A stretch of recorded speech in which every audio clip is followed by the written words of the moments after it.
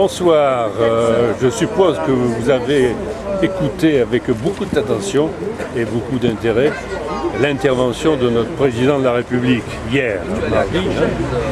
Je suppose que vous avez été convaincu par ses propos et par les propositions qu'il a pu formuler. Qu'en pensez-vous? Alors bon, honnêtement, je n'ai pas été tellement convaincu. D'abord, les propositions, elles me paraissent relativement vagues et lointaines.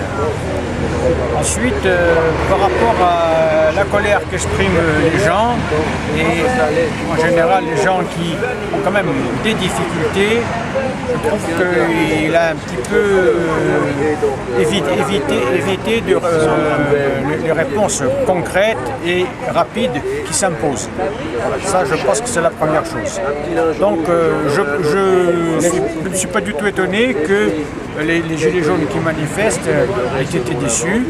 Et plus généralement, au-delà des gilets jaunes, les gens qui en ce moment galèrent ont bien senti que c'était loin, ça allait continuer. Les gilets jaunes expriment une colère qui monte dans ce pays, et plus particulièrement en Corse.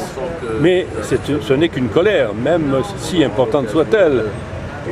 Est-ce qu'il y a des perspectives au plan politique pour que cette colère puisse s'exprimer, puisse déboucher? Alors, bon, les Gilets jaunes ne se revendiquent pas comme un mouvement politique. Il y a vraiment, on doit trouver sans doute parmi eux des gens de tous bords politiques et puis des gens qui sont ce qu'on appelle des inorganisés. Je pense qu'il doit y avoir beaucoup de ces fameux abstentionnistes, de ces nombreux abstentionnistes qui n'ont pas trouvé d'autres voies. Alors ça, si vous voulez, c'est sûr qu'il faudrait qu'à un moment ça débouche sur une colère plus organisée, plus ciblée, avec des perspectives politiques, ce qui n'est pas le cas pour le moment. Qu'est-ce que vous pensez d'une expression qui revient souvent aujourd'hui dans les médias et ailleurs, l'expression convergence des luttes? La convergence des luttes, si vous voulez, c'est sûr que il y a partout des luttes.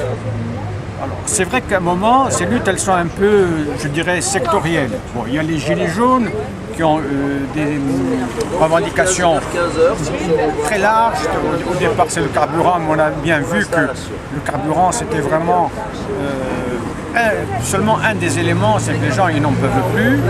Il y a des luttes aussi, à la fois, on le voit bien avec certaines corporations, les infirmières, on a vu bien entendu les retraités. Alors, c'est vrai que ce qui manque, c'est un petit peu de coordination dans tout ça, de façon à ce que vraiment on mette un petit peu dans l'obligation le pouvoir de changer de cap, quoi, comme on dit, parce que lui il dit nous gardons le cap. Mais non, il faut changer de cap, c'est pas possible. On ne peut pas attendre 30 ans. Certes, il faut s'occuper de la planète et c'est très important, mais on peut le faire sans pour autant asphyxier les gens. Je vous remercie.